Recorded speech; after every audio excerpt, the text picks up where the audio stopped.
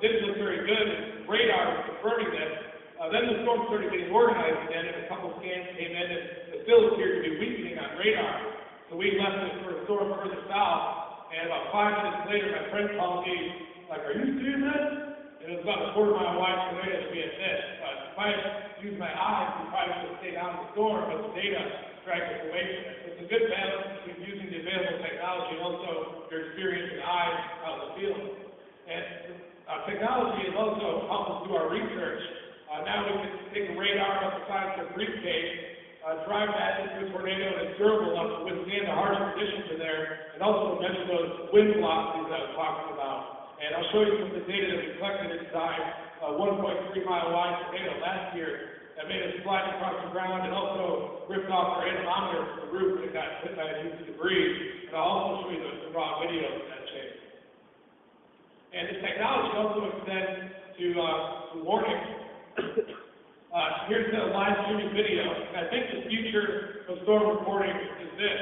This really complements ham radio, cell phone, but when you're calling in a report to the weather service, you can only describe it so well. But now we have live streaming video. You can log into our website and many other storm chasing websites, click on one of those icons and pull up live video as you see in the bottom right. And that was a tornado that was being streamed live from one of our storm chasers in the field in Kansas. So if you can imagine being east of that complex storm, you can log into the internet, click on it, see what's happening underneath the storm, and see if there's a confirmed tornado heading to your location. And this definitely helps. We're not only reporting tornadoes, but also hail, blizzards, all kinds of severe weather. And if you're just bored in the spring, you can log in and see what kind of tornadoes you're driving into. And this is an example of what we're trying to measure. This cartoon makes the basis of our research. You can see that in addition to the rotational winds, there are also incredible updrafts inside tornadoes. And you can use equations that describe the motions of the atmosphere to show that they should be, at least theoretically, of equivalent scale just above the ground, which means the horizontal rotating winds are the same as those updrafts. But you don't really know how accurate the theory is unless you can prove it in the field. And that's why we built the Dominator, so we can measure both those horizontal winds and also the updrafts inside tornadoes. And here's an example of the suction vortices. Basically, many tornadoes have these miniature tornadoes that spin around the inside that we call suction vortices that can ramp up the wind speed dramatically. That's why one house can be untouched, whereas the house next door can have a lot of construction because of these suction vortices that are spinning around. And on the bottom left is from a computer simulation done by a scientist at the University of Oklahoma, and he didn't know that they existed in the field in that shape. And he just had this computer simulation, and he watched that video that I showed you, and he slowed it down, and he saw that the suction vortices in that tornado had a kink just above the ground, just like the computer simulation showed. And that computer simulation also showed that the strongest wind speeds, those intense pressure falls, are from that kink all the way down to the Earth's surface. And that's counterintuitive because you think that friction should slow down the flow, but in these really small scales like suction vortices, it causes it to go into the low pressure where it's forced straight up, and you get more stretching and more intense pressure falls and more intense rotation. And that's all driven by the frictional properties of the Earth's surface. And he didn't know they existed like that in real life, and that shows the importance of taking video when you're storm chasing because you can see how accurate those computer simulations are. You can see the helical structure. These suction vortices are almost like the DNA of the tornado, have that same helical structure. It's how I like to think of it. This model also showed that the wind speed inside these suction vortices could be 3 to 4 times that of the main tornado. So if you can imagine that what we saw on day 4 of 2007, which probably had 200 plus mile-per-hour winds rotating around the main vortex, and each one of those suction vortices were ripping around at that same speed, all with their own rotation. So you theoretically could have wind speeds of 400 or 500 miles per hour with the suction vortices. And not only the horizontal, but also the vertical. So that's what we're trying to measure. And here's the Dominator in the 2009 version. You can see it looks like a red shoe. That's what the enemy calls it, at least. It started off with a Chevy Tahoe before, and that was the first vehicle I'd ever gotten that was worth more than about $500. And a year later, we destroyed it. I think it proved it. But in terms of retail value, we probably destroyed it. But we covered it with armor to protect us from flying debris inside tornadoes. So it has 16-gauge steel, external roll cage, and also a hydraulic system that allows us to drop that shell flush to the ground. And the way that it works is the opposite of an airplane. An airplane flies because you have wind that goes under the wing, and also wind that's forced up and over, and that causes a pressure perturbation on the top side of the wing, and you get upward force, and that causes the fly. So of course we don't want that to happen. So we drop the vehicle to the ground and eliminate that wind under the vehicle, and then we just have downward force directed on the vehicle, which keeps the tanker down. But if we get hit by a huge piece of debris or a large tree, it could possibly roll us, which is why we'll stop and not intercept the ones that have huge debris flying around. And now I'll show you a video from one of our first intercepts. It was June 17, 2009. It's a little bit west of here, between Grand Island and Aurora, Nebraska. And this is the tornado where our window blew out, which motivated a lot of the improvements that I'll show you in the next slide.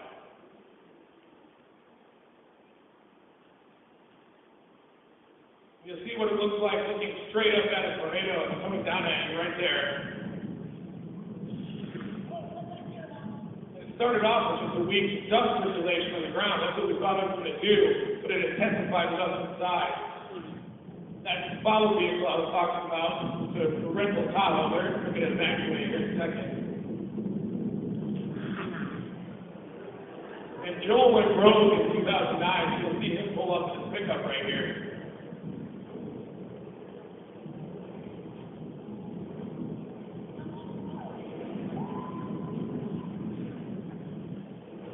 You see it's really getting organized just to our north. And we have a left-hand bubble on the roof that houses an HD camera, and that'll really show you what it looks like and sounds like when our vehicle is hit by a suction vortex. I was a little overconfident back in 2009 too, but thankfully a little more grounded. You'll see the suction vortex fire up just to the left of the road, and has much more intense winds than the main tornado. We're inside right now, look at it. Our ears were popping right here from the pressure fall, so I knew we were in trouble. You can see it right there. And now this is the video from that HD camera in the left-hand bubble on the roof. You'll see that suction vortex. If you look at the ground when it wraps around the backside, you can see a little pressure wave just before it hits the vehicle.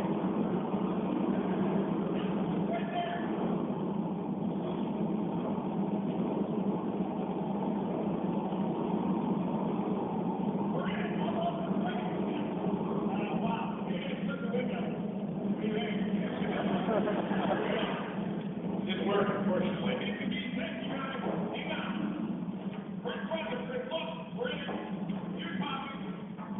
See that pressure wave on the ground on the backside. We're inside right now. Look at it. Right there.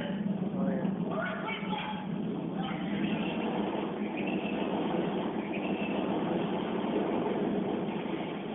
That was the sound of the window blowing out. I mostly gave up my hair and touched my forehead, so I didn't put the hat back on.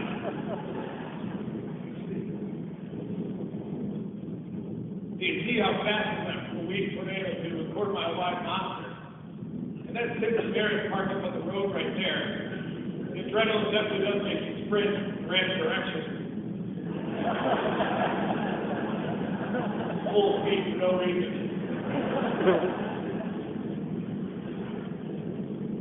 But all while those active storm chasers were up and down this road, relaying reports from the Weather Service, the sirens were blaring in the town of Aurora, Nebraska, and people were getting to the basements, taking shelter, and thankfully the tornado broke down about 1.5 miles west of town and spared the whole community. So this is perfect for us in terms of research because it doesn't have big debris. If we had our electric window working, it would have been fine. It wouldn't have been a big deal at all. Good on that one.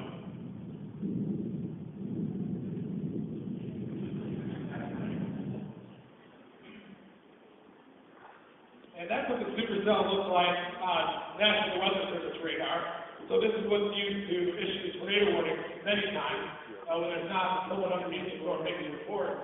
And you can see on the back, the southwest side, that's what we call a hook echo. But that's just a mesocyclone. That doesn't show the type rotation of tornado. So that says the rain curtains are going around the parent updraft, we call the mesocyclone. And all the big hail falls to the dark red just to the north of that hook echo. So when you hear storm chasers say they're punching the core, they're going from north to south, those really dark reds, and trying to gain visual of the tornado on the southwest side of the storm.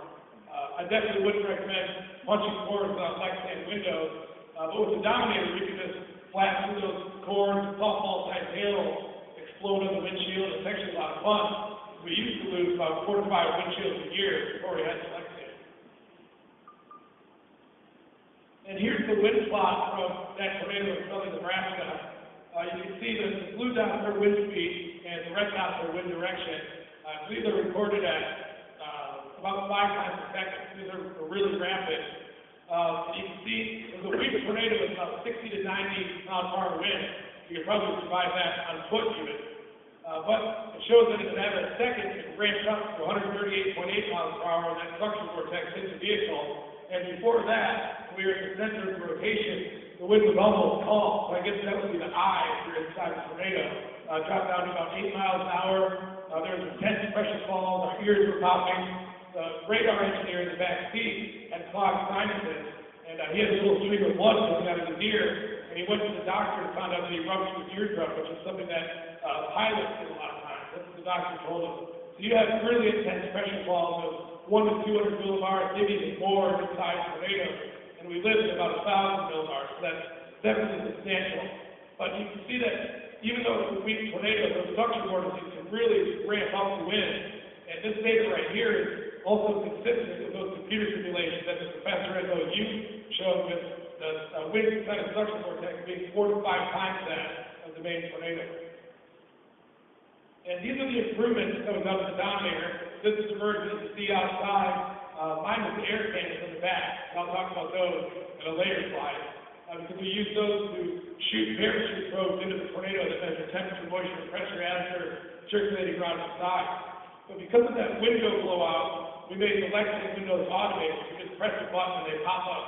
And you don't have to worry about lifting them up manually, and they don't get stuck anymore, which is good. We also added a triple windshield wiper system, and of course there's the Bosch Icon wiper blades, which are amazing, especially inside tornadoes. Winter weather, I'm not so sure, but I think they have a little spoiler on there, and we take these things into tornadoes, and the windshield wipers are still cranking, but our anemometer gets ripped off the roof. So I definitely recommend. Does anybody have the Bosch Icon wiper blades in the car?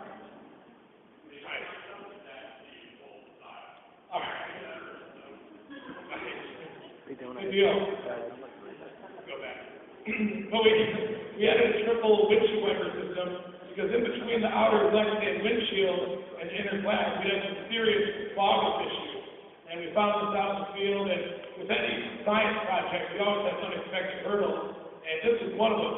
And Kevin, the guy that built the vehicle, installed the blower system, but that just made it fog up worse, because it would inject moist air and fog it up almost instantaneously.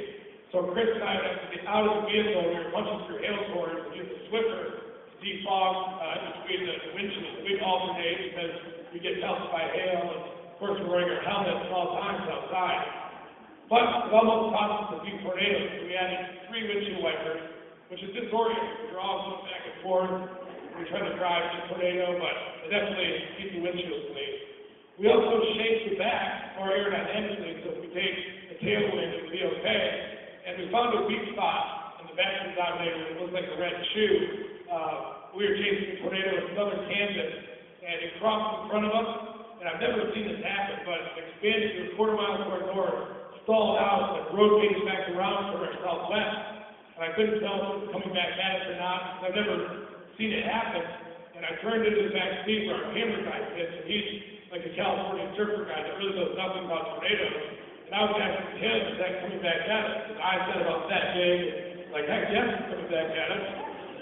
So I put the car in reverse, started backing up, and I used the microphone to communicate with the follow vehicle again. So I told him to back up, very calm voice, of course. And we put the car in reverse, went full speed. Then I hear this little horn honk, and we slammed into the construction vehicle going full speed in reverse. And thankfully the tornado dissipated. We didn't get hit by it.